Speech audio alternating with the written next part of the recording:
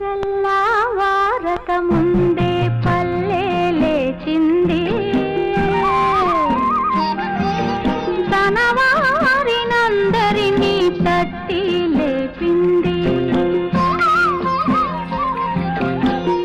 ఆదమరచి నిద్రపోతున్న తల్లి కోడి అదిరిపడి మేల్కొంది, అదే పనిగా కూసింది. తెలుగు దుస్తులేసుకొని సూర్యుడు తూర్పు తలుపు తోచుకొని వచ్చాడు.